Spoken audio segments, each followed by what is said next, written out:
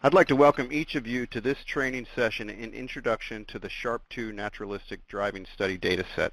This is the first in a series of 4 training sessions related to FHWA's Safety Training and Analysis Center, or STAC. The STAC is located at the Turner Fairbanks Highway Research Center, is FHWA's primary implementation effort related to the SHRP2 Naturalistic Driving Study and the Roadway Information Database. The presentation today will last roughly 1 hour, and we've allowed a half an hour for question and answer afterwards. If you have questions during the session, please feel free to enter them into the chat box as we go, and we'll answer those along with others raised verbally during our Q&A session. Now I'd like to turn it over to Charles Fay, who is FHWA's SHRP2 Research Manager for the Safety Training and Analysis Center. Charles? Okay, thanks, Brett. So as Brett mentioned, the STAC and its activities are FHWA's primary implementation effort related to the SHRP2 Naturalistic Driving Study and the Roadway Information Database. And before we get to the topic of this webinar series, training on these data, I wanted to highlight the 4 goals and supporting actions that the STAC is taking to support the transportation community with utilizing this very powerful and unique data set. So each of the goals are shown here with the bullet points. So Goal 1 is expand understanding of the data. Goal 2 is expand access to the data, including personal identifiable information, or PII. That would be face video or raw GPS. The third goal would be expand usability of the data, and the fourth goal to expand the user base. So today's webinar series related to training falls under goal number 1. We are also developing a series of hands-on training and providing that material to the National Highway Institute, and they'll turn that into instructional coursework. In terms of Goal 2, expanding access to the data, I'm happy to say that the STAC has established the first secure remote data enclave to access the SHRP2 data. To expand usability of the data, there are a variety of data analytic tools developed through our FHWA's Exploratory Advanced Research Program. In addition, we've also developed what we call a GIS dynamic segmentation tool to be utilized on the SHRP2 Roadway Information Database, which basically allows novice folks not very familiar with GIS to perform dynamic segmentation on that database. And that RID database makes much more efficient use of the 5.4 million trips related to the NDS data that you'll hear about. The STAC is also producing a variety of I think 4 or 5 reduced data sets that will be made available to the research public. Then to expand the user base, there are a variety of opportunities through fellowships. We have opportunities for visiting scholars and researchers. We also provide technical support to state DOTs related to their own projects using the NDS data. So if any of the DOTs have their own project they're planning to release an RFP, we're here to help you out, here to help you scope out those RFPs. And then there's a variety of ongoing efforts related to broad agency announcements. There's the joint effort with AASHTO and the SHRP2 IAP, or Implementation Assistance Program projects. There's a new pooled fund that's about to be started. That's the last item shown here. The solicitation's online. I encourage folks to visit that. That's pooledfund.org, and it's solicitation number 1427. So that was just more of a very quick overview of what the STAC is doing. The primary focus of this webinar series is related to goal number 1, to expand understanding of the data. And with that, Brett, I guess you can show the contact slide, and then we can then we can go back to Miguel and Susie Lee from Virginia Tech. But if anybody has any questions, this is the STAC's contact information as well as our website. So with that, Brett, I think I'll hand it back to you. All right, thank you. As Charles mentioned, Susie Lee and Miguel Perez from the Virginia Tech Transportation Institute will provide today's main presentation. Susie Lee is the Director of Human Subjects Research Compliance at VTTI. She oversees VTTI's data use processes, including licensing and compliance with IRB protocols and procedures. Miguel is the Director for the Center for Data Reduction and Analysis Support at Virginia Tech. In that capacity, he oversees the work of analysts that provide technical support to researchers interested in using the SHRP2 NDS. Miguel will be providing an introduction to the SHRP2 NDS, a description of the Insight website, and an illustration of some data use examples. Miguel, I'll turn it over to you. Thank you very much, Brett. Thanks to everyone listening in. I know it's a busy time right before the end of the year, so we very much appreciate your presence here and the questions we'll have. We'll try to answer towards the end of the presentation. So we have here a few slides on the data set and just talking in general about what the SHRP2 NDS is. If you've been exposed to the SHRP2 NDS before, a lot of this will be repetition, but there might be a few new things. If you are new to the SHRP2 NDS, well, we appreciate your interest, and hopefully you'll find a lot of useful information here. So I'll start out with the introduction to the SHRP2 Naturalistic Driving Study. Susie will talk about the access to the NDS data, what the process is, and then I'll wrap that up with a description of the Insight website and a brief demonstration, as well as some NDS data analysis examples and some exposure to a new data repository that we've unveiled. So with that, let's get started with what is the SHRP2 NDS, and before we even get there, let's go over some of the objectives of this part of the presentation. Upon, I guess, hearing this, you should be able to describe the characteristics of a naturalistic driving study, describe what the key attributes of the SHRP2 NDS are, and then you should be able to compare and contrast naturalistic driving, epidemiology, and experimental research as research methodologies. And finally, we'll provide you with information that would allow you to diagram the components of the SHRP2 NDS and understand the interrelationships between different components of the data set. In terms of what is a naturalistic driving study, there's a lot of NDSs out there. There's a lot of different groups doing naturalistic driving research. But I'll talk about what the philosophy was behind the SHRP2 NDS and how it was conducted. So first of all, when we say naturalistic driving study, we mean that there is no experimenter present in the vehicle. The participant is driving by themselves or with passengers that are completely under their control. The instrumentation is relatively unobtrusive, so this is not something that where the participant is constantly reminded they're in a study. So when they go and drive their vehicle for weeks or months or years after the vehicle's been instrumented, they don't have that constant reminder. Generally, we collect that information or that data in the participant's own vehicle, so they're not really even exposed to a different vehicle, a different set of instrumentation, nothing like that. And the data collection period tends to be relatively extended. And during that period, there is very limited interaction with the research team. With respect to SHRP2 in particular, for example, the interactions were limited to one every few months at most, I'd say. Some of the key attributes of the SHRP2 NDS. It was collected in 6 different data collection sites, and those sites are noted in the U.S. map down at the bottom of the screen. A few of those sites were more urban in nature, so Seattle, Tampa, and Durham in North Carolina. And then you have more, and Buffalo as well, and then you have more rural sites in Bloomington, Indiana, and State College, Pennsylvania. The study ended up with over 3,000 drivers, or data from over 3,000 drivers. Generally, those drivers were enrolled in the study between 1 and 2 years. And the study sample was designed so we had over-representation of teen and older drivers because of particular issues and problems that we see in those populations. During the data collection, we ended up with over 30 million miles that these drivers drove, and in the study is limited to light vehicles, pickup trucks, SUVs, and there are no commercial vehicles in the study sample.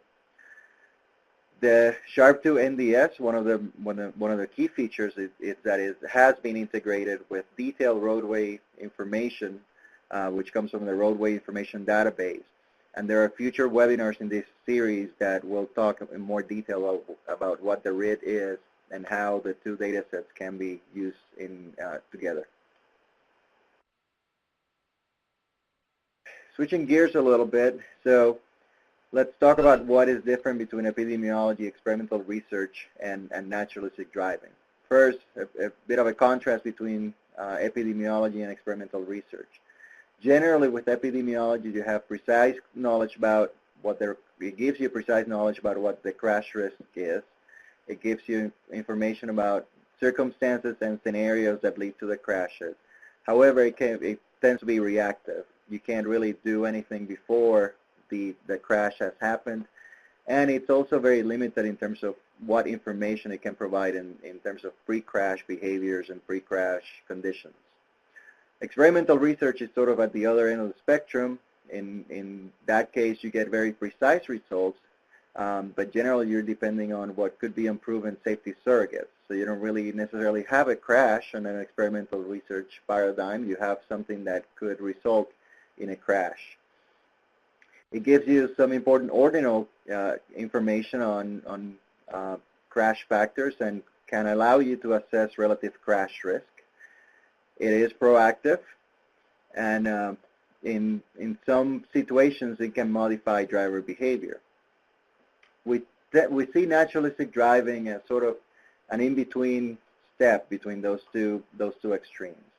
So it gives you precise knowledge and results about what the crash risk is. It provides information about the pre-crash and crash, provides information about the driver performance, the behavior, any driver errors that occur, and the precise conditions, kinematic conditions that the vehicle is in. It is reactive because we have to see the crash in the data collection period or through the data collection period before we can do anything about it. But there are some proactive actions you can take based on the data that you're getting. And there are no artificial driver behaviors. What you are seeing in naturalistic driving research really is what drivers do out in the real world with real world consequences. So the SHRP2 NDS, a lot of people think of it as one of these boxes, but in reality it is the whole thing. Starting at the top left-hand corner, you have the participant assessment. So every driver in the study underwent a battery of different tests and questionnaires. Some of those are listed in there that provide a really, really good context of who the person was and can be related to their driving, to the driving behavior. In addition, we collected information on the vehicle. So simple things such as make, model, and year, but there's also some information about safety and other systems that were in the vehicle and the vehicle condition. What a lot of people think about the SHRP2 data is the continuous data. So that includes all the video. We had 4 different video views: face, forward, rear, and a view of the instrument panel. In some vehicles, we had access to some vehicle network data, so things such as vehicle speed, the seatbelt status for the driver, activation of different safety systems, headlights, brake pedal activation, and so on. And then there were some embedded instrumentation in our data acquisition system, which included accelerometers, forward radar, and GPS, among others, and some additional sensor data as well. So all that information was collected continuously throughout the driving time, from shortly after ignition on all the way till the ignition was turned off. And those data points are time-stamped as they were collected, in some cases periodically, in some cases once the measure changed. In addition to those elements of participant vehicle and the continuous data, we've generated some other ancillary data sets. One of those is the trip summary data, which is based mostly on the continuous data, but it gives you a good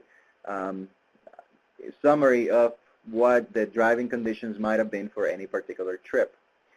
And so Things that are included in the trip summary data are, for example, start time, the duration of the trip, the minimum, maximum, and average values for different types of sensor data, for example, speed and acceleration, as well as time and distance driven at various speeds and headways, and use of different vehicle systems.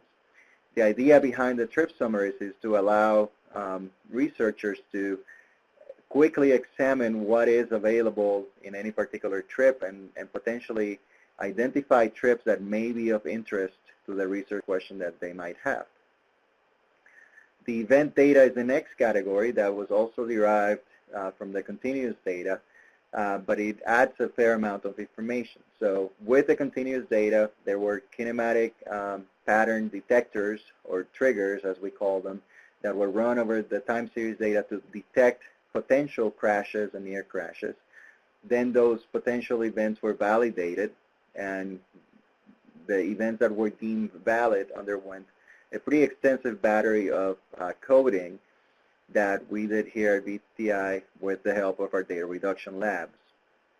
In addition to those, we have what we call baselines, which are periods of normal driving, and they're sampled throughout the continuous driving data. So we have continuous driving data for the duration of a participant's enrollment, but since we can't look at every single second of video, we identify those samples and take a detailed look at the conditions under which people are driving, which gives you a good idea of what the exposure is.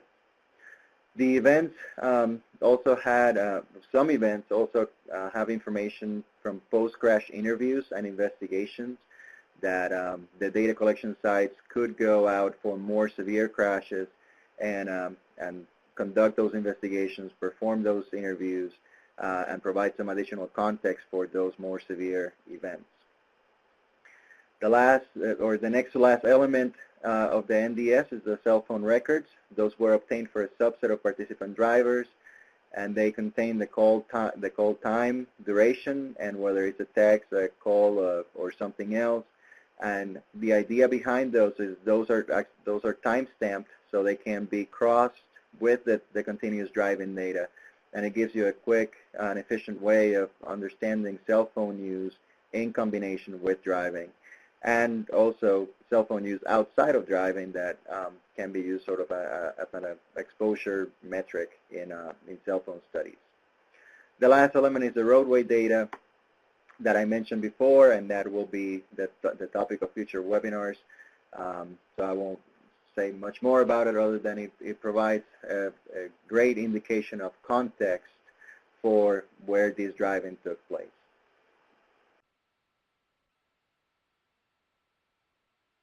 So those were the components. This diagram illustrates how they're joined together. So sort of in the middle there, in that blue circle, you have file ID, and that is sort of our basic unit or basic unit of measurement or basic descriptor. So every trip in the NDS has at least one file ID.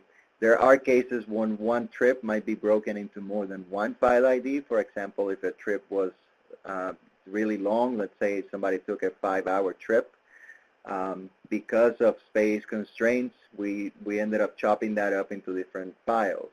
But generally, there's a pretty good correspondence between file ID and trip. Those file IDs contain continuous data. They're to the right. And the continuous data it consists of things like GPS, video, and radar, as I've mentioned before. That GPS signal, the location, allows us to link back to the roadway data that I mentioned. And the timestamps that come from the continuous data allow us to look at the cell phone records and see if there's any overlap there. The file IDs also link to event data, which is generally the crashes, near crashes, and the baselines, because those events happen within a certain file. Those events, however, are not just limited to crashes, near crashes, and baselines. There can be a number of other event types that can be established, but the common link there is that an event exists within a file ID. The file ID also has attributes. So things like who was driving, what vehicle was being driven, what site was that vehicle installed on, and the trip summary mention or the trip summary information that I mentioned. And then those attributes may have links to other aspects of the database. For example, participant ID allows you to link to things like cell phone records. It also allows you to link over to the driver assessments, same as the vehicle ID allows you to link back to the vehicle information.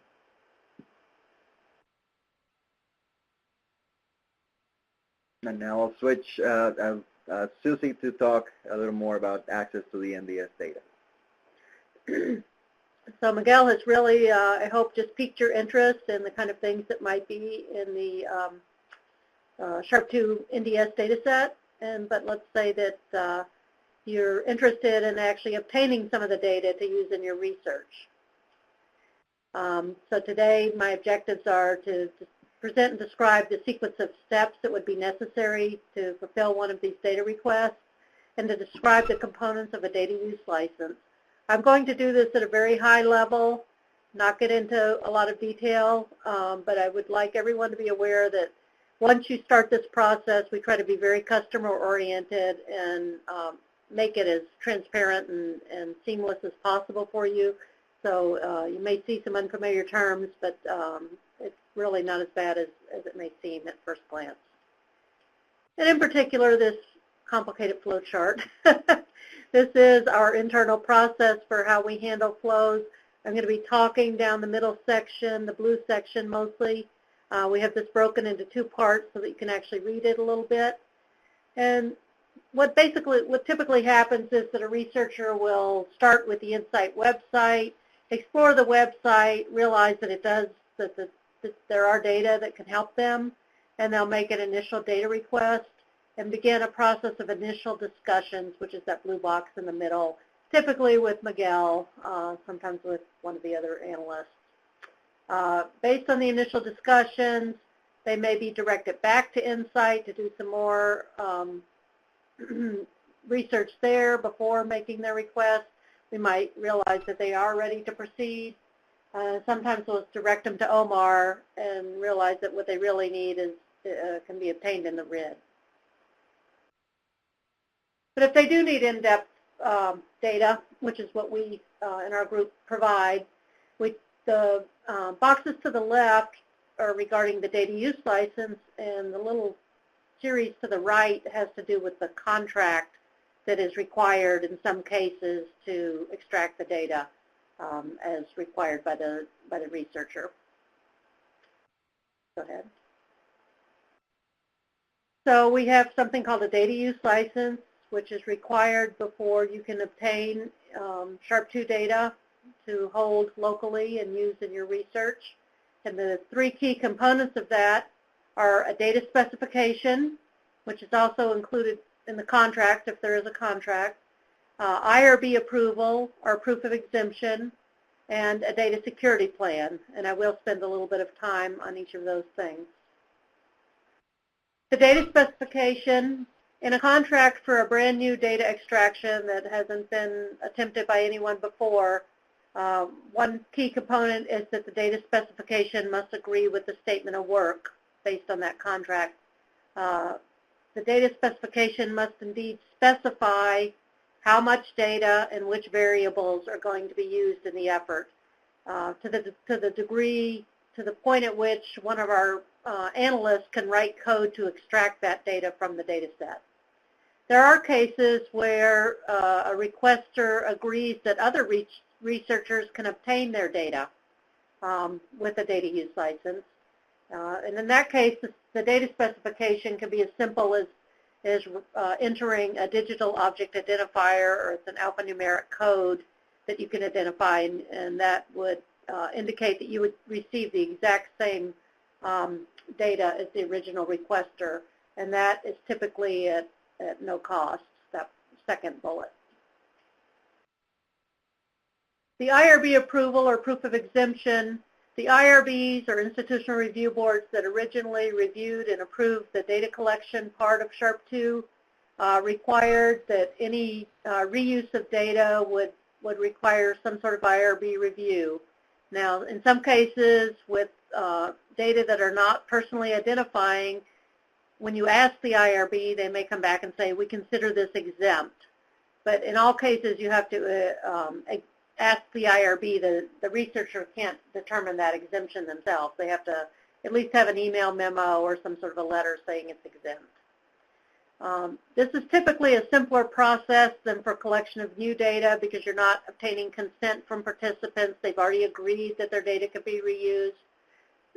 So for example, in our case, I can write one of these IRB protocols and have it submitted typically within an hour, whereas for a project to collect data might take days or weeks to get it just right. One thing to note is that a lot of organizations, especially when you get down to the state DOT level, the organization does not have a local institutional review board, especially if you're collaborating with a university. You can use theirs typically, but if you're not, then you can use an IRB for hire. And we've had a lot of folks who've been using these. They have the New England IRB and the Western IRB. Charles Fay and some of the other folks at Federal Highway have used them for various Federal Highway projects for SHRP2 data. So these organizations are already familiar with the SHRP2 data set. The forms themselves are easy to fill out, and the cost is not very bad at all.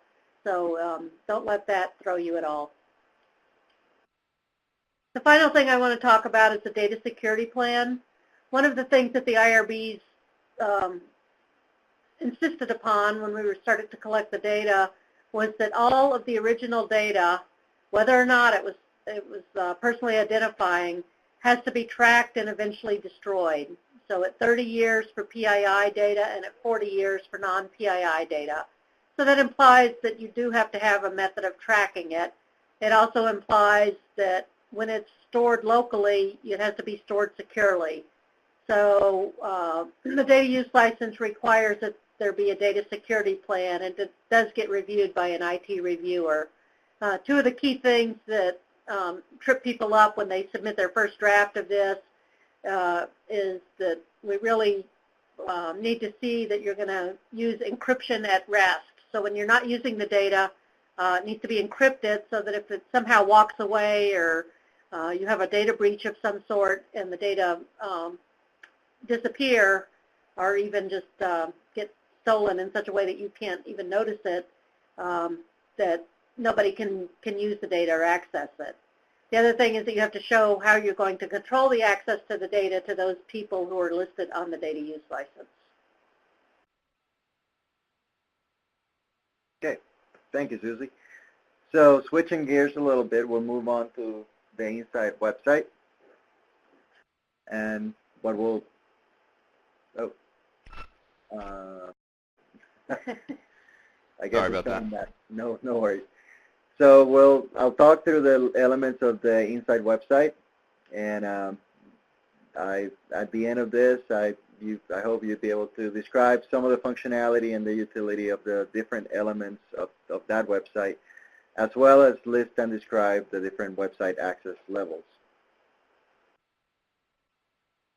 This is a picture of what the website looks like when you first see it and you're not logged in. The box on the top right allows you to register if you haven't registered yet, or it allows you to log in if you haven't if you already have a login. Once you log in, this is the home screen that you see, and there are several tabs there on the top: data, forms, and background, and I'll talk a little bit about each of those in the next few slides. The main elements of the website, first there's that welcome page that I mentioned. There you would see any news, any changes, any updates. There's a data page that provides information about the vehicles, drivers, trips, events, and a query builder. There's a forums section and a background section, and I'll go in more detail on each of these here over the next couple of slides. On the welcome page, there's a description of what's available. So for a new user that doesn't have the background, they can take a look at that. There's also a What's New section, so periodically, for example, we'll have webinars that we'll conduct on different topics that are of interest to potential SHRP2 users, SHRP2 data users, and so those would be announced in there, as well as information on how to access registration and other links. A Contact Us section that opens a link to an email address that where we get any messages related to the SHRP2 NDS, and that is monitored by a number of people here, so that it can be responded relatively efficiently. There's a Terms of Service area that describes what you are agreeing to by using the website. It also contains information on how to reference or cite the website should you be writing publications that use data that is contained in there. And finally, there's a privacy policy that describes what we do with any information we collect from users of the website. The data page contains those 5 elements, and sort of the central element is a query builder. I'll talk about that one last. So the vehicles element contains the vehicle table, some basic information about the different vehicles in the study that were contained in the study, and it also contains some summary vehicle graphs. So for example, if you wanted to see a breakdown of the model year of the different vehicles in the study, you could see that, or the makes of those vehicles. And likewise with the drivers, in the drivers tab, you can see some information for the different questionnaires and assessments that the drivers filled out, as well as some basic graphs that indicate breakdown by gender, by age groups, and so on. The Trips tab contains or provides access to the trip summary table that I mentioned before. It also provides some graphs that summarize some of the trip information, and it contains the trip density maps that allow you for any of the study sites, any of the 6 study sites. It allows you to drill down on a map interface, sort of like Google Maps or something like that. So you can zoom in and go down to the road level. And for those roads that participants traveled on, you can see the number of trips that participants took during the study time, and the number of different participants that traversed a particular segment of road, which allows you, if you have particular interest in certain roadway features, for example, it gives you a high-level way of sort of taking a gander at how many trips you might have available to conduct analysis should you choose particular locations. That information, it can also be linked to the RID through other means, and that will be a topic of discussion in other webinars. But as an entry point and as an entry level, it's a nice way of looking at that information.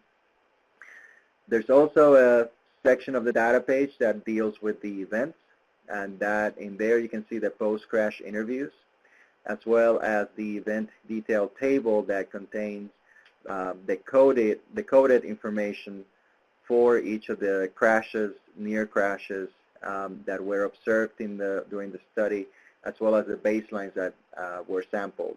So all that information is available within the event table. The query builder is in the center of those 4 boxes, and the reason is that the query builder allows you to access information from any of those 4 different domains and link it together. So let's say that you were interested in crashes by teen drivers that occurred after midnight. So that query would access the demographics table, the driver's information to access driver age. It would access the event table to access potential crashes that they were involved in. And it would also access the trip summary table that provides information about the start time for any particular trip. So information from those 3 tables would be joined together, and you would get a summary of what those events are that you could see later on. The Forums tab is meant to be a discussion area, So you can, there are different, a subset of different topics that you can go into. And within each of those topics, you can look at previous discussions, you can participate in any discussion that's already there, or you can initiate new discussions. And the forums are, we monitor anything that gets asked in there or discussed in there. In some cases, no response from us is necessary. It's really just the two researchers talking to each other or providing information that could be useful to others. But in many cases, people will post questions here that we'll answer as soon as we can. And finally, the background section is sort of the entryway into the data set. If you don't really have a lot of background on what SHRP2 is and how the data were collected and how the data can be used, this is a good area of the website to start in. It provides access information in some details, similar to what Susie just talked about. It also provides access to technical reports that have been generated either with data from the SHRP2 NDS or in terms of describing the development of the database, which can be useful for methods sections or things like that.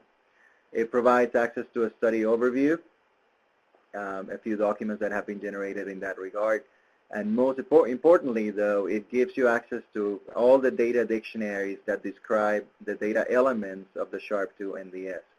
For example, for the participant questionnaires and assessments, there's probably over 300 different questions or assessments that participants went through. And so each of those is described in detail. You can see what the coding was, if there was any, the potential answers, and even for things that are not directly available on the website, you can still see what the data elements are, and you can assess whether that be useful for the research that you're conducting. There's also access to a data viewer that is particularly useful for the sample data that is contained on that page. For sample data, there's some trips that were collected by usually VTI employees, and throughout or before or throughout the data collection period. So these vehicles were instrumented with instrumentation, were outfitted with instrumentation equivalent to that on SHRP2. So there's a few scattered trips in there. In addition to that, earlier this year, we were able to collect and publish what we call a training data set that is exactly the same as the data on the SHRP2 actual study.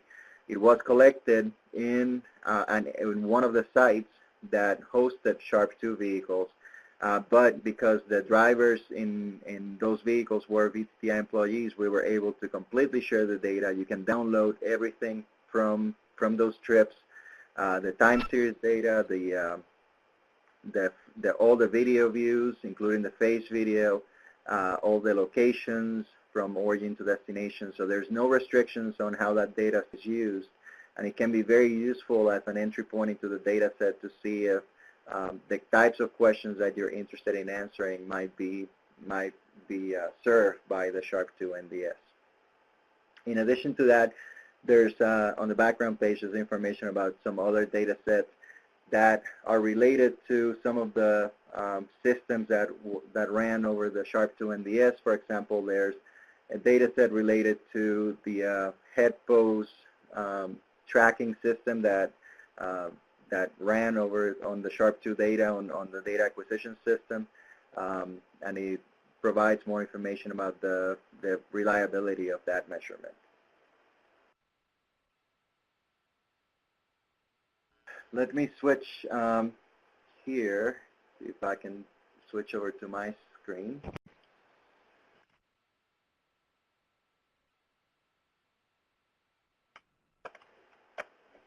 All right, and what I want to do is really quickly walk you through one of the main features of the website, which is the event viewer. Let me log in here.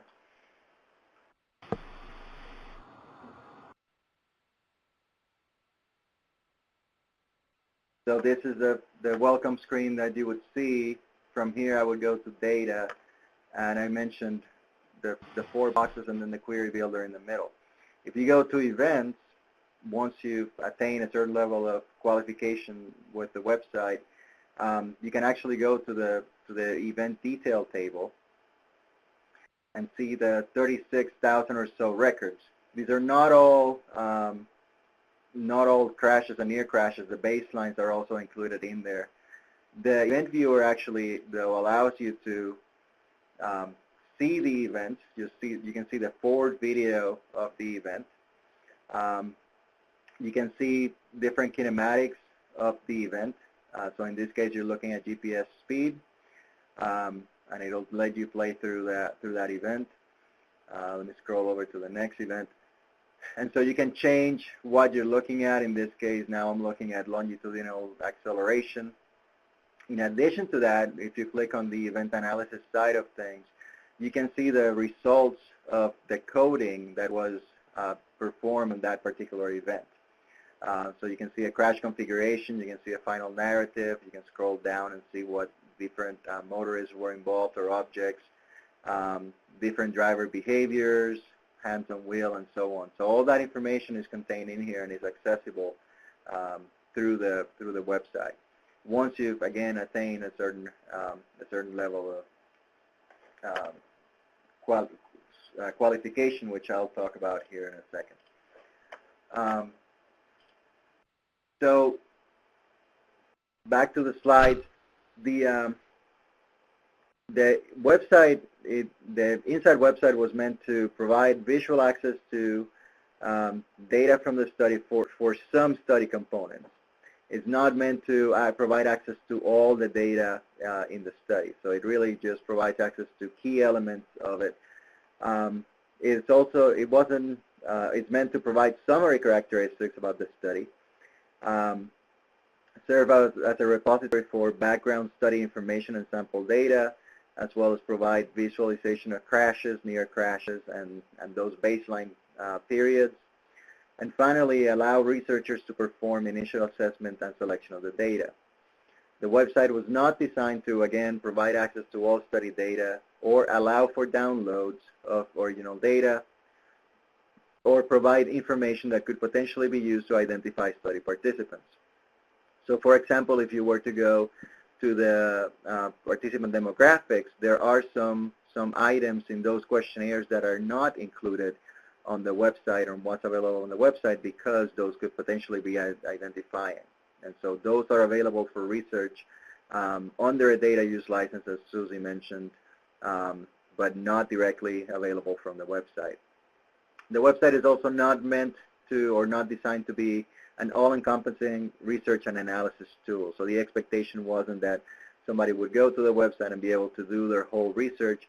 It really was meant more as an introduction, provide an introduction to the website and to allow people to assess the potential use of the data set in their research endeavors. Because of the different levels or layers of information that are available on the website, there are different access levels. So you can browse the website as a guest user, so you don't have to register, you don't have to provide any information to do that.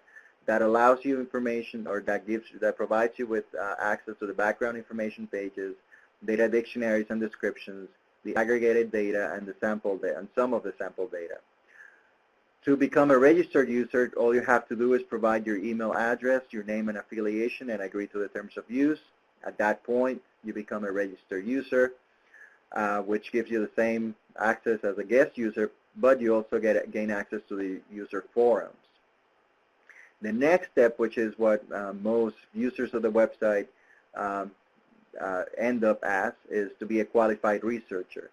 For that, you have to apply for qualified researcher status. And the only two things you have to do is to complete IRB training, and you might have that available through your organization, or there are free online modules that you can take. The National Institutes of Health, for example, provide one, and we also link to one that Virginia Tech provides. And that's free to anybody anybody to access. They don't have to have any particular affiliation with Virginia Tech or the NIH. Those links are provided in the website if once you try to apply for the status. Once you provide those things, you become a qualified researcher, which gives you access to essentially everything in the website. At that point, you have access to all the data set records that are available on Insight. You have access to the data query functionality, and you have access to the event viewer that I demoed a few minutes ago. Again, that does not give you access to download data. So the website is not set up to download data. Any type of data access where you want to have data on your machine, on your equipment, and want to do analysis directly on those, that is governed, or that requires the execution of the data use license, as Susie mentioned. This is Susie. I just want to point out that if you've already taken IRB training and have that certificate handy, you don't need to retake it. You can simply upload that certificate. We don't want anybody to have to repeat that if they don't need to. Right.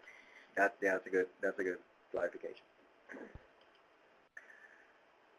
So switching to the last part of our discussion is some data analysis examples, and more than examples, it really is just a discussion of what sorts of, I guess, specs and information you would provide to be able to use or to select your data, the data that you're interested in. So as part of this, we want to discuss the different types of SHRP2 database projects. We will describe the features of projects that can and cannot be addressed using SHRP2 database data, and I'll briefly talk about a source for data or information on past projects that have been completed with a SHRP2 database data that might be of interest to researchers out there. In terms of the types of SHRP2 database projects, there are some that come through where we'll have a conversation with a researcher, and the resolution of that conversation is that SHRP2 is not an applicable data set for that particular study. Let's say you were interested in assessing how well drivers place child safety seats on their vehicles. We have the SHRP2 NDS has no information on attachment of car seats or anything like that, so it'd be a case where this would not be a data set for you. There are other cases where it really isn't as much a naturalistic driving study question as it is a roadway information database question, and in those cases we'll refer people to OMAR and C3, and again, future webinars will cover that part of the SHRP2 data in more detail. Then there's 4 different potential, I guess, study classifications that would use SHRP2 NDS data. One is Insight only, which means your research only needs data that is directly available on Insight and can be easily extracted from there. So again, you won't be able to download the data, but you can specify what data elements are that you'd be interested in, and then we can work to fulfill that request. Insight expanded, as the name implies, means that you're starting from Insight. So it might be that, for example, you're interested in looking at crash events on Insight, but you need more time to see around the event than the 30 seconds that are provided within Insight. So let's say you have a particular crash and you want to see what the driver was doing 2 minutes before or 5 minutes before. So that'd be an Insight expanded type of approach. Or it could be that you want to look at data that is not directly available on Insight, but again, you're starting from an event that is already in there. Then there's the map matching or trigger criteria, where it could be a case where you're interested in what drivers do in certain conditions or certain situations. Let's say you're interested in what drivers do when they're approaching an intersection to make a left turn. So you would perhaps look for particular intersections that are of interest and define what trips of the set that are traversing that intersection you're interested in. Maybe you're not, if you're doing left turns, then that excludes any right turns. It excludes any through traffic going through. Maybe you want left turns where there's no stopping at the intersection, that somehow the driver is allowed to go without having to stop, or maybe you care about them stopping. So all those definitions go into finding potential data from the naturalistic driving study that might be of interest to your research question. The last category is aggregate data, and that means that you're not necessarily interested in the time series profiles, the speed or the location or the acceleration profiles, but you're really interested in some numbers that are derived from what's in there. So maybe you're interested in the average speed at which somebody traverses a particular segment or road, or the average lateral acceleration of somebody that is taking a particular type of turn. And so in the case of inside expanded and the map matching or trigger criteria, PII might be required. PII is personally identifying information. And so in those cases, the access to PII has to occur within a secure data enclave. One of those is our Federal Highway Administration and the Turner Fairbank complex, and one of those is here in Blacksburg, Virginia. And as part of our discussions related to accessing the data, we can provide more information about what is required in those circumstances. In terms of thinking about what could be, what you could request, or what might be of interest or useful to an area of interest for you, one thing, there's three things to think about. One is what classification factors are of interest, and what I mean by that is, what is the population that you're interested in? What are the roadway features, if any? What are the driver behaviors, environmental characteristics, technologies, or time periods, or any combination of those things? Essentially, try to think of your interest as, if I was observing drivers going through their daily lives, what conditions would need to be fulfilled for that observation to be of interest to what I'm trying to do. In terms of, if you have cases where you have some sort of algorithm or anything like that, then what are the required inputs? What is it that needs to go into my black box that in order for it to operate and give me a result? And likewise, on the other side of that, what are the desired response measures? What is it that I want to get at the end of this analysis?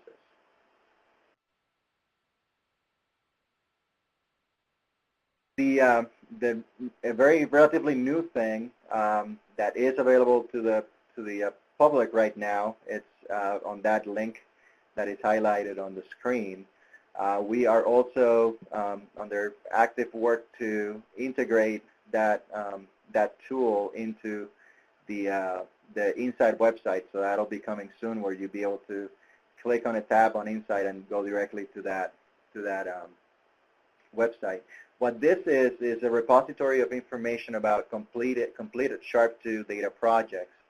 And what is useful about that is, well, it's useful in several different ways. One is it allows you to see what other people have been doing with the website and with the SHRP2 NDS that might prompt ideas for other things that you might be interested in. And it also allows you to see, because those data sets are already available and have been put together, in many cases they may be available at no charge to other researchers. So if you're looking for, let's say, work zones, data on work zones, and somebody's already done a project on that, and the project is at a stage where the original researchers can share that data, then you might be able to get that data set at no cost and be able to work with it pretty quickly. And I'll just spend a minute going through what that website looks like. When you type that URL, you would end up in this landing page. You can choose to sign in. You don't have to in order to browse through the different data sets. You can establish different search terms. So if I wanted to do, for example, look for work zones, I can type work over there, and it gives me 4 different data sets that have could potentially be associated with work. If I wanted to be more precise, I would say work zone. Oops, mistyped. For each of those, it would you can click on the name of them, and it'll give you some basic description of what the data set is. It gives you information on what the digital object identifier is for that data set. So going back to what Susie talked about earlier, if you wanted to request that data set as part of your DUL, you just have to refer to that DOI, and that would allow us to know exactly what it is you're asking for. Down here, you can also browse the metadata for the data set, so who the authors were, if you needed to contact any of them for more information, and as well as there are links to be able to contact us directly from here and ask any questions. For some of the data, for some of the data sets, there are also files that can be downloaded, and so in this particular data set, they have a user guide and they have a data dictionary, and those can be directly downloaded from the Dataverse.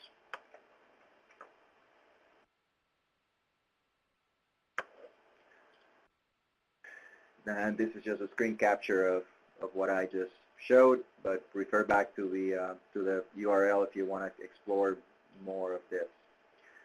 So with that covers what we wanted to talk to in terms of the SHRP2 NDS. I wanted to put this up so that you know that there's some upcoming webinars in this series. There's one on the SHRP2 Roadway Information Database on December 14th. Then integration of the driver vehicle and roadway data right after TRB on January 18th. And then we'll finish with NDS/RID research and outreach opportunities on February 8th. And with that, I'll hand it back to Brett. All right, thank you, Miguel. I'm going to pull up, so now we're ready for question and answer. If you have any questions, Rebecca, will you give us some instructions on queuing up for questions? Absolutely. Ladies and gentlemen, if you wish to ask a question, please press *1 on your telephone. A voice prompt on your phone line will indicate when your line has been opened. You may remove yourself from the queue at any time by pressing the * key followed by the digit 2. If you are using your speakerphone, please pick up the handset before pressing the corresponding digits. Once again, please press *1 at this time. Hey, Brett, this is Omar Smadi. While we're waiting for some questions from the participants, I have a couple of questions for the VTTI folks, since I'm also a user of the data, and I think it would be helpful for others to hear this. Miguel and Susie, maybe give the folks an idea about time and cost in terms of when they have a data request on average, and also some additional information on the secure data enclave, whether it's at Turner Fairbank or at VTTI, in terms of what can the researchers do at the secure enclave and the access that they can have to restricted data. Okay, thanks for that, Omar. Yeah, that's a good point. So in terms of time, it is a function of sort of the complexity of the data request. These things do take time, though, so especially if you haven't gone through the process of coming up with a data use license, or you're not very familiar with IRB approval and all that, it is going to take a little bit longer. I think in general you can expect from first contact all the way to being done with the project anywhere between several weeks to up to a month or two, depending on, again, how responsive your organization is to different requests, and how involved you can be in sort of ushering things along as part of the process. And that, again, also depends on the complexity of the data set. If you're just asking for something that's already on Insight that is relatively easy to get to, that'll be less time. as part of the data selection process, for example, we need to find particular locations or look at algorithms that crawl through the kinematic data to find particular events of interest, and that's going to take a little longer. Cost is sort of commensurate with the complexity of the request, and TRB has developed some documents that provide some indications of what those tend to be for different research, I guess, categories. So it can be as low as several $100s all the way to tens of thousands, depending on what it is that you're interested in. For the enclave, in terms of the enclave, so I can talk from the, I guess, the VTTI perspective, and Charles can mention more about the STAC, but generally that is reserved for people that want to have access or need access to personally identified information. So generally, if folks want to look at face video, need to look at face video and extract some information from that, that's a use case for the enclave. Or if you want to have access to the origin and destination of trips, which can be identified as well, that's another potential use for that. And so the enclave is proctored, so at that point, in terms of cost, you're essentially covering the cost of setting the visit up, so setting any databases or any events that you're going to have access to, as well as the proctor time to cover that visit. Does that answer your question, Omar, or was there anything I missed?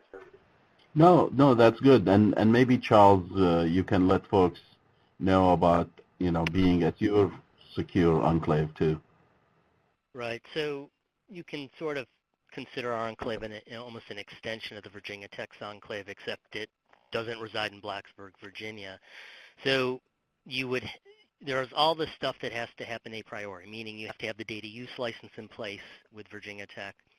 You have to have a contract in place to process any data and get the data in the format that you need. And then basically what the STAC would be could be a portal for you to access that data. So there's a whole reservation process we're working on. Shortly, the instructions will be online, but I think in the near term, if you just use our contact information and give us a call, that would be the proper way. So Omar, let's use you as an example. So let's say that you contact Virginia Tech, you've got a new project, you want to get a data use license going, but you want to access PII data. You want to access face video and raw GPS data, but you don't want to travel to Blacksburg. For some reason, McLean, Virginia is a better spot for you. You would notify Virginia Tech, immediately that that's what your plans are, and then we have a process to communicate back and forth to sort of establish that. So does that? Using you as an example, Omar, is that clear, or should I provide a little more clarification? No, I think that's good. Okay. It looks like we have, Brett, we have some questions in the chat pod as well. Yep. Sure, yeah. I'm going to take the first one from Shashank. Okay. Yep. So he asked whether we have any guidelines or best practices regarding data security. Once you get to the point of kind of being in discussions with us and we provide you with a fillable data use license, the last 2 pages of that are a 2-page data security plan form, and I think there's 11 questions in it, and it kind of guides you towards the best practices for securing the data. Most people find that they have to consult with somebody on their IT staff to make sure that they just don't have enough information locally to know how their organization handles these things. But our IT reviewer has often participated in calls with IT from requesters to iron out the details, and we've always been able to make it work, and I'm very comfortable with the security of the data at the 100-plus sites where it now resides. Let me take the next one too, Miguel. Yeah, the next 2, you guys should take. Okay. I'll let Miguel take the third one. The next one is about the scientific proof that the drivers forget the presence of of being in the study. I was the one who did the analysis in the 100-car study, and we have not repeated that analysis because it was fairly definitive that drivers did not behave very differently in the first few hours of driving an instrumented vehicle as they did after 12 months. I have driven instrumented vehicles for months at a time myself as part of getting ready for, say, SHRP2, and it's very difficult to remember that you do have an instrumented vehicle. It's very difficult to turn off your normal driving behaviors. And the final thing I would say about that is that if people are censoring themselves and trying to act at their best behavior, then the world is a very scary place, because we have seen drivers do everything that you would think they would not do if they knew they were on camera. So I won't say any more. Now I can take the next question. So from Ali, in data query, what is the definition of the trips? Let's say we're looking for freeway trips with speed greater than 70, and we end up with 50,000 trips. Are these reduced data or origin to destination trips?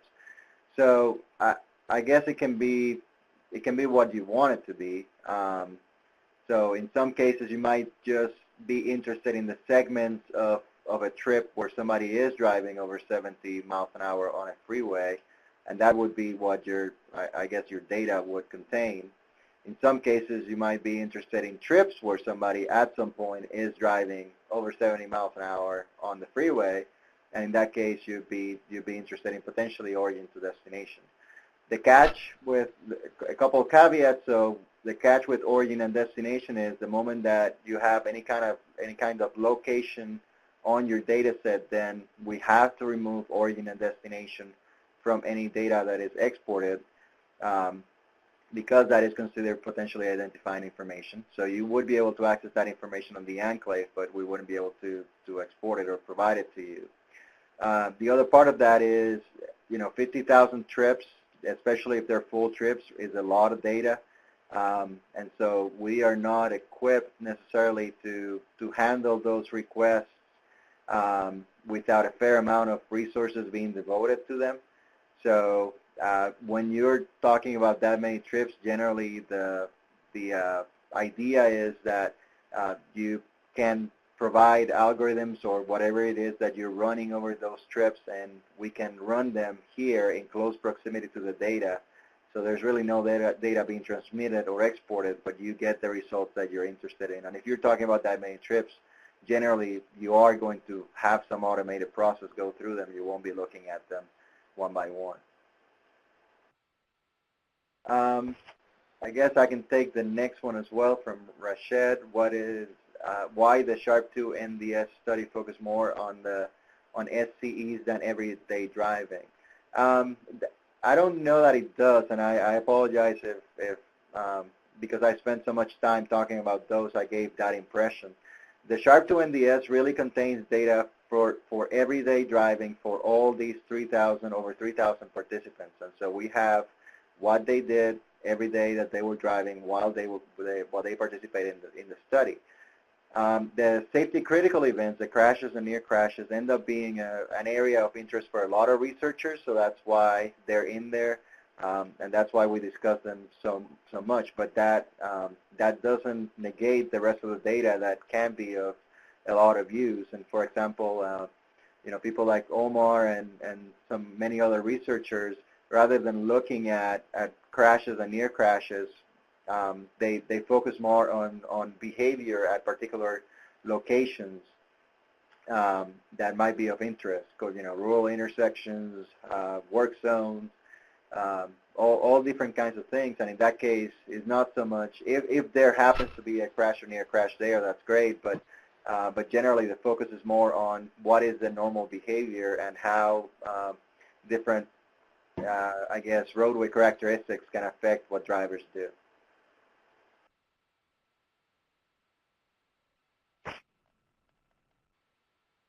Go. Any other questions? Was it *1 to queue up if you want to ask one verbally? And there are no questions on the phone at this time.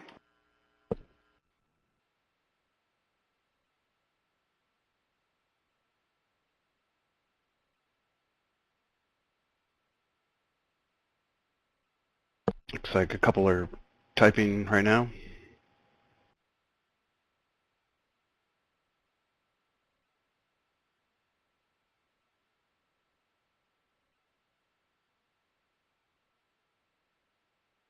While we wait for some additional questions from the participants, Charles, I know the STAC has been working with some DOTs and helping them kind of frame their research projects.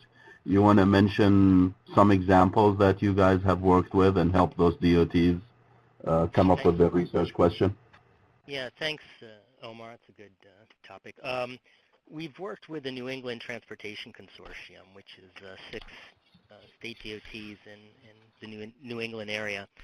We helped them scope out their RFP into what they were looking for, basically kind of going back to where Miguel began with like, let's begin with the research question, let's find out if this is the right data set for that. So we supported them with that, and we also were able to do some sort of preliminary scoping out work to try to hone in on once they came up with kind of their topic area, and I'm just sort of throwing, this wasn't their topic, but let's say it was an intersection, looking at younger drivers at intersections. We had basically queried the RID and then worked with VTTI more to find out where there's sufficient number of trips. And so we can't do the analysis for them, but we can help them scope out their RFP so they're asking the right questions. But there were 6 state DOTs, and so far that's been the only support that we've given.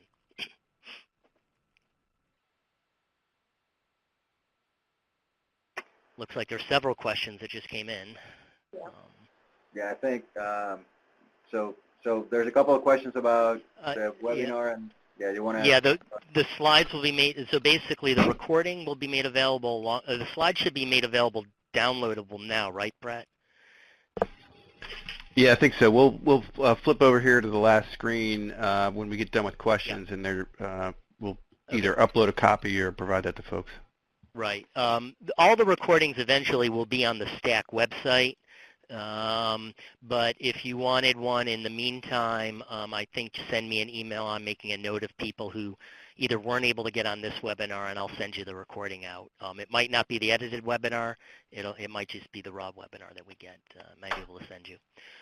Let's see. 2 questions on the webinar. Miguel, there's a Michigan Tech Project, there's a question from David Nelson. Yeah, I saw that. I'd be happy to, David, but I think it'd be better if you actually did that. So I think if you hit *1 and on your phone, you might be able to talk about it. But it's fine if you don't want to. So in that case, Michigan Tech is interested in looking at or has been looking at railroad crossings. So they're one of those cases where they've been looking at particular locations of interest, and then it's sort of an iterative process. They provide locations that they're interested in, and we look for trips that traverse those locations, particularly locations that have a particular trip density. And so they're interested in looking at behaviors while drivers are crossing those. Both from a kinematic perspective as well as a behavioral perspective. So not only what the vehicle was doing, but also things like where drivers are looking, and those sorts of things, and sort of a general description of their behavior. So that's an interesting project. I think they had a phase 1 that was completed, and they're moving on to a phase 2, and I look forward to working with them some more. I'll begin. I'll go. So the research data collection, SHRP2, that was managed by TRB was completed, I believe, at the end of 2013. So right now there's no more plans to run any more naturalistic driving studies related to SHRP2. I don't know if Virginia Tech has any new naturalistic driving studies, but that you're able to talk about. But as far as SHRP2, the 6 sites was it. I will say, this is Susie from VTTI, that we ran a Canadian naturalistic driving study that kind of overlapped with SHRP2 using almost the exact same methodology, and some of those data are being prepared for an Insight-like website. There were many fewer drivers and vehicles. Took place in Saskatchewan, Saskatchewan, Canada. So you're going to have a lot more snow and some things that maybe weren't captured in SHRP2. So that's going to be interesting. We've also got studies going on in China and Australia at present. We've had teen driving studies, some of which may have data available at some point on a similar type of website, and also a lot of commercial vehicle data, some of which is going to go into a data repository that within a few months you should be hearing more about. Great. Miguel, do you want to talk about the crash surrogate question? Yeah, so this is, the question is, what do you think about using near crashes to surrogate crashes, or using damage-only crashes to surrogate injury crashes, and how can we generalize results? That is very much an open area of research, I guess. If you're interested in particular the near crash to crash relationship, there's a NHTSA report that was published maybe 10 years ago, maybe a little less than that, by one of the researchers, a couple of the researchers were here from BTTI, and they looked at it from using the 100-car data. They have some findings there that on sort of what you give up and by using near crashes as a surrogate for crashes, but also what you gain by doing that in terms of statistical power and those sorts of things. I'm not aware of anything in terms of... On Go yeah. has a new article okay. that may even use, be specific to SHRP2 data. I don't have that citation right off the top of my head, but I think it's within the past 3 years or so. Okay. I can probably find that if... So yeah, Rashad, if you are interested, send us an email and we'll find what we can for you. In terms of generalizing the results, it sort of depends on what you're trying to look at. The SHRP2 participant pool was not necessarily meant to be completely representative of the U.S. population. As I mentioned, there are certain groups that were overrepresented in the sample. Not to say that you couldn't try to correct for things like that, but you have to be aware of those.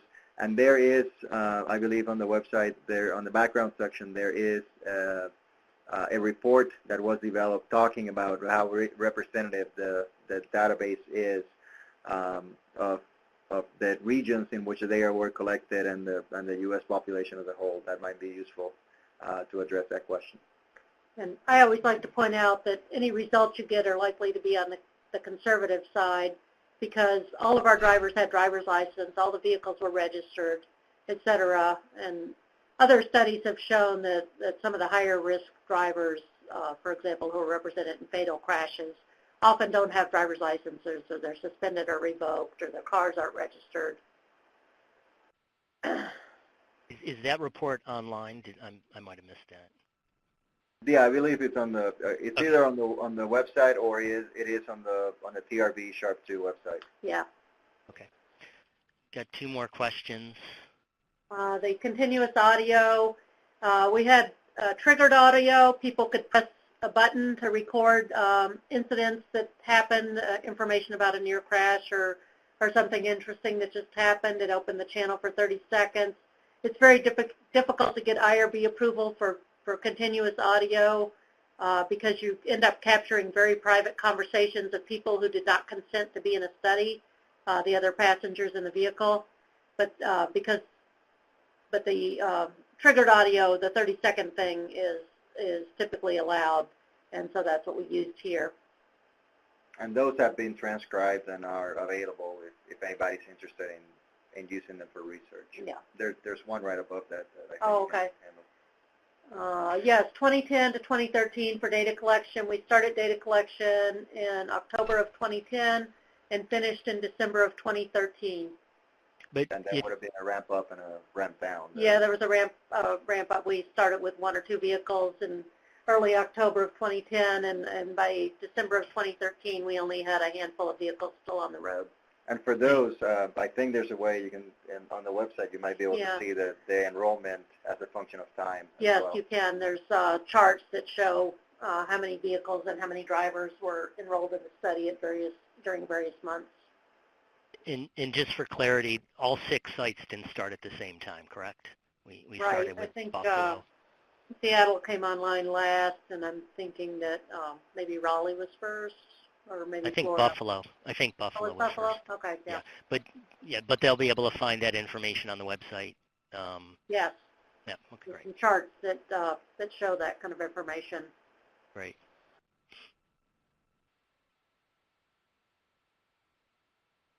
We still have 9 more minutes, so plenty of time for questions. What else has been useful for folks? As a quick reminder, it's star 1 to ask a question over the telephone. I put the file there for download, if folks can see that on our screen. Great. Thanks, Rebecca. Will that stay up for a few minutes after 2:30 so that people can get to it, or do they need to hurry up and do it right now? If they come back to that link, can't they find it? Can't they find this whole thing? It's a good question. After it's recorded, can they still download the file? Yeah. Don't have the answer. I assume so. Okay. I'll keep it up. I'll keep it up for kind of half an hour or so after the Okay. Great. Thank you. close here. And then if anybody is not able to, and you're not able to get the recording, just find my contact information. Although that would be in the slides, I guess. So that would be charles.fay@dot.gov. So charles.fay@dot.gov. Got one more person typing.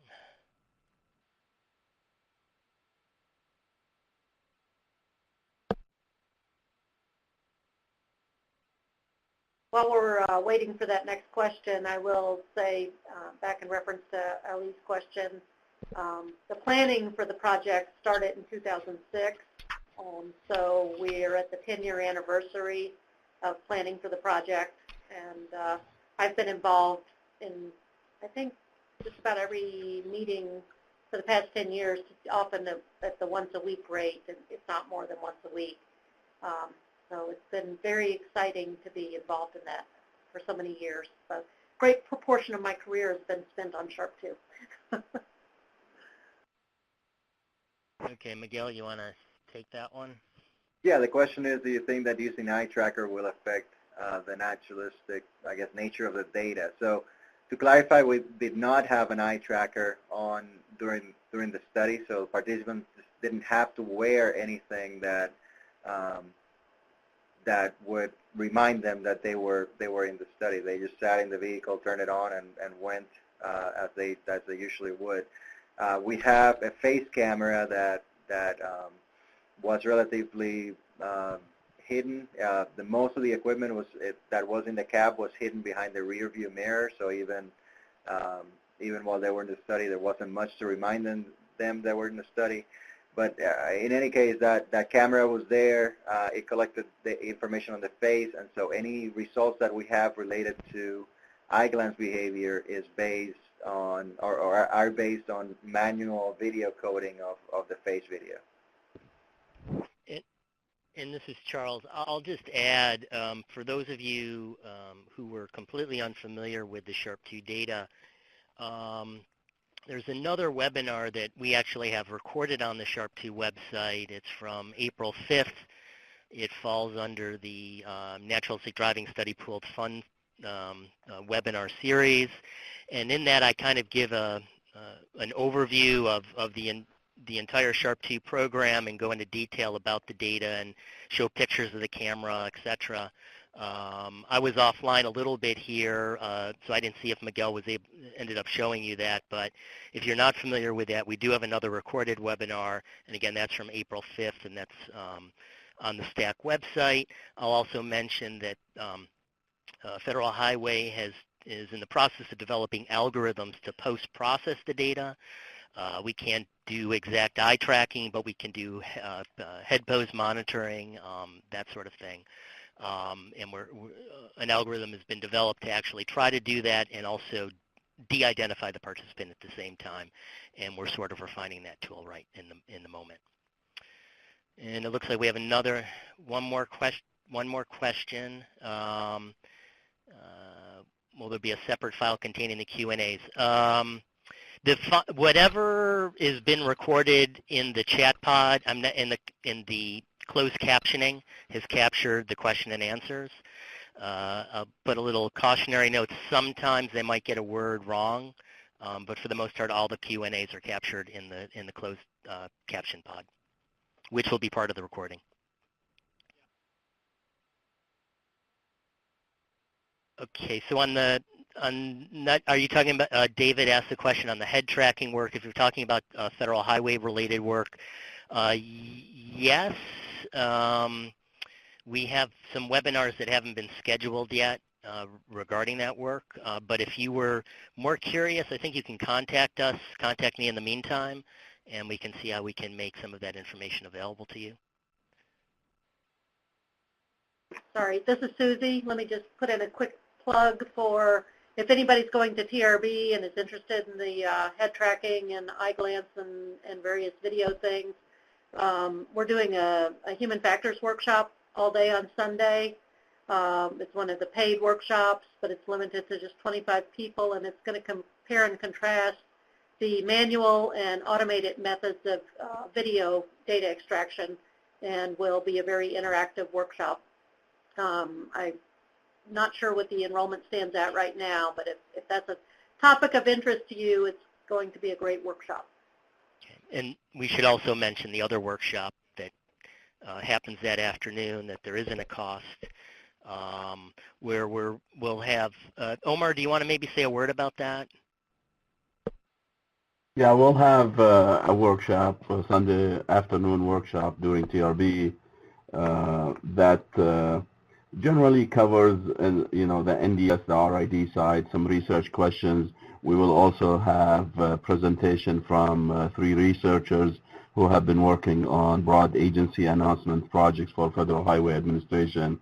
And then we'll have more of a panel discussion, question and answer, in terms of experiences with the data, both NDS, RID, and also in terms of using the data to address safety questions.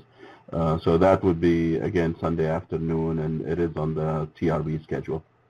So let me ask you this. So if I was a participant, I'm actually planning to, tune in to all 4 of these workshops that we're putting on now, webinars we're putting on now. Will there be different material during the workshop, the afternoon of Sunday?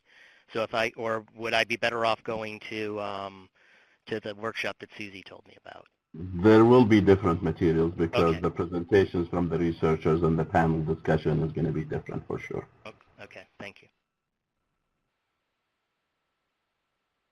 And it is free. And it is free, right. And that starts, is that 1 o'clock it starts, or 1:30? Something like that.